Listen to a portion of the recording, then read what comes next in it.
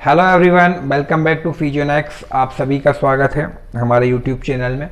आज के वीडियो में हम बहुत ही कॉमन डाउट और बहुत ही इम्पोर्टेंट सवाल के बारे में बात करेंगे जो हर नी पेशेंट का रहता है कि सर मेरा घुटनों का जो दर्द है वो क्या फिजियोथेरेपी से ठीक हो जाएगा या मुझे TKR करवाना पड़ेगा, नी रिप्लेसमेंट करवाना पड़ेगा। तो इस वीडियो में मैं आपका ये डाउट पूरी तरह दूर कर दूंगा कि किस किस केस में और कब तक फिजियोथेरेपी से आपका नी जॉइंट ठीक हो सकता है और कब आपको TKR यानी टोटल नी रिप्लेसमेंट यानी घुटने को रिप्लेस करवाने की ज़रूरत है। तो वीडियो में आगे बढ़ने से पहले मैं आपसे रिक्वेस्ट करना चाहूँगा कि अगर आपने अभी तक भी चैनल को सब्सक्राइब नहीं किया है तो चैनल को सब्सक्राइब कर लें और हमसे जुड़े रहें। चलिए वीडियो को शुरू करते हैं। तो ये जो डाउट है कि फिजियोथेरेपी से ठीक हो जाएगा या रिप्लेसमेंट करवाना पड़ेगा, नी रिप्लेसमेंट करवाना पड़ेगा, तो देखिए आपके घुटने में दर्द का जो सबसे मेन कारण है ऑस्टियोआर्थराइटिस, जिसकी वजह से ही TKR या नी रिप्लेसमेंट की ज़रूरत पड़ती है। उसमें क्या होता है वो मैं आपको पहले एक बार एक्सप्लेन करता हूँ और फिर हम बात आगे बढ़ाते हैं। ये नी का मॉडल है। सपोज़ ये नॉर्मल नी जॉइंट है, ये ऊपर का बोन है, इसका नाम है फीमर। ये नीचे का बोन है, इसका नाम है टीबिया। ये साइड का बोन है जो बाहर की तरफ रहता है, इसका नाम है फिबुला। और ये आपके घुटने की कटोरी जिसका नाम है पटेला। ठीक है, यहाँ तक बात क्लियर हुई।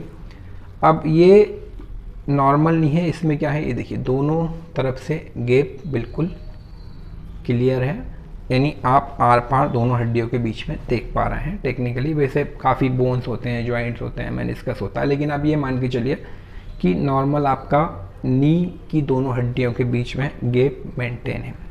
अब इसमें क्या होता है, ये गैप जब मेंटेन रहता है तो इसको बोलते हैं नॉर्मल नी जॉइंट।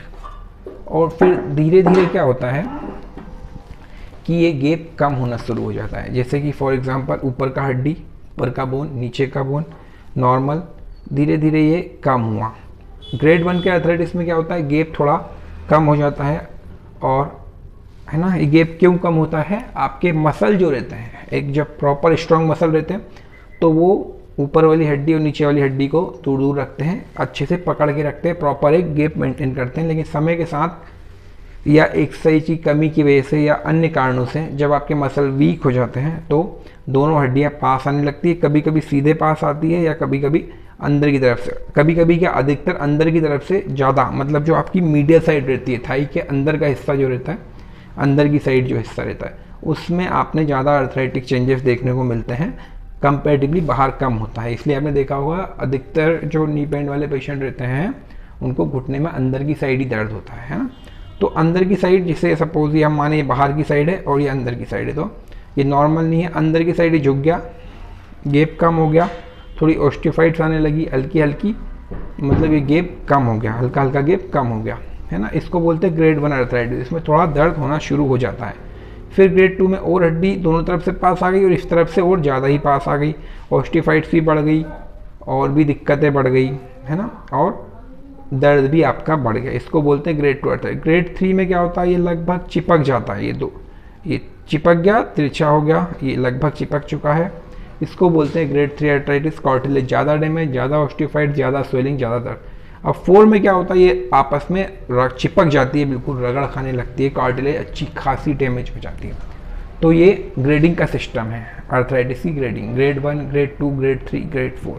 अब आप ये समझिए कि जब आपको ग्रेड 1 और ग्रेड 2 इवन ग्रेड 3 तक का भी आर्थराइटिस है, मतलब आपको हल्का हल्का गैप कम होना शुरू हुआ है, हल्का हल्का रगड़ तो अभी आई नहीं है, गैप कम होना शुरू हुआ है ना, इस वजह से आपको दर्द होता है थोड़ा। कभी कभी जब आप, हर समय नहीं, लेकिन जब आप चलते हैं, काफ़ी लंबा चल लेते हैं, सीढ़ियाँ चढ़ते हैं, इन एक्टिविटी के दौरान आपको दर्द होने लगता है ग्रेड 1 में, ग्रेड 2 में, ग्रेड 3 में। यानी जब तक ग्रेड 3 में है, यानी बोन पास आई है, तब तक आपका फिजियोथेरेपी से आसानी से ठीक हो जाएगा। ग्रेड 1, ग्रेड 2 में और आसानी से हो जाएगा, ग्रेड 3 में थोड़ा टाइम लगेगा, थोड़ी मेहनत लगेगी, लेकिन हो जाएगा। लेकिन जब ग्रेड 4 आर्थराइटिस हो चुका है, यानी कि लगभग दोनों तरफ से घुटना चिपक चुका है, हड्डियां एक दूसरे में ये रगड़ने लगी है, घिसाने लगी है, कार्टिलेज पूरी तरह डैमेज हो चुकी है, चलने फिरने खड़े होने में बहुत समस्या है, हर समय पेन होता है, तब आपको TKR के लिए जाना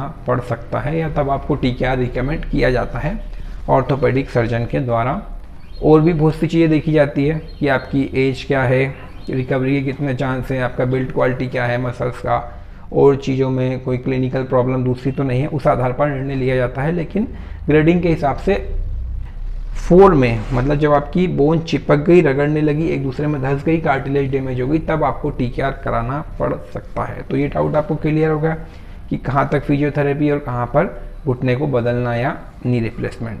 ग्रेड 1 to 3 तक आपका फिजियोथेरेपी से काम हो जाएगा, ग्रेड 4 में आपको नी रिप्लेसमेंट कराना पड़ेगा। लेकिन मैं आपसे एक सवाल पूछना चाहूँगा कि क्या आपका नॉर्मल नी सीधा ऐसे चिपक के घिसाने लगा? नहीं, वो ग्रेड से गया, ग्रेड नॉर्मल से ग्रेड 1 गया, ग्रेड 2 गया, ग्रेड 3 अर्थराइटिस हुआ, फिर वो पहुंचा 4 में।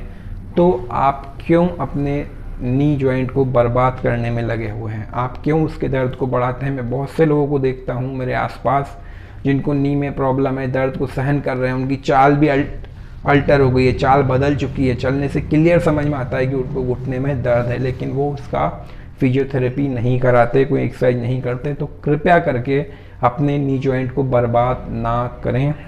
ग्रेड 1 ग्रेड 2 हल्के दर्द में ही फिजियोथेरेपी शुरू करें और अपने घुटने को, नी जॉइंट को बदलने से बचाएं। लेकिन अगर किन्हीं कारणों से आप अभी तक ग्रेड 4 की स्थिति में आ चुके हैं तो आपको हो सकता है आपके orthopaedic surgeon knee replacement recommend करें, तो आप उसे करा सकते हैं। तो ये डाउट आपको क्लियर हो गया होगा कि कहाँ पे आपको फिजियोथेरेपी हेल्प करेगी, कहाँ तक, और कहाँ से आपको नी रिप्लेसमेंट के लिए जाना पड़ेगा। तो आई होप ये वीडियो में बात आपको समझ में आई होगी। फिजियोथेरेपी की एक्सरसाइज से आप उन्हें बचा सकते हैं। नी पेन में क्या क्या एक्सरसाइज करनी है उसका वीडियो चैनल पे ऑलरेडी अपलोड है, आप उसे देख सकते हैं, उसका लिंक भी आपको डिस्क्रिप्शन बॉक्स में मिल जाएगा। और आज का डाउट आपको बिल्कुल क्लियर हो गया होगा। ग्रेड 1 ग्रेड 2 ग्रेड 3 अर्थराइटिस तक फिजियोथेरेपी, ग्रेड 4 में TKR के लिए जाना पड़ सकता है। तो वीडियो में हमारे साथ बने रहने के लिए बहुत बहुत धन्यवाद। हमसे जुड़े रहिए, चैनल को सब्सक्राइब कर लीजिए। जानकारी अच्छी लगी हो तो वीडियो को औरों के साथ भी शेयर करिए। कुछ क्वारीज हो कमेंट करिए, पसंद आया हो लाइक कीजिए। Thank you very much.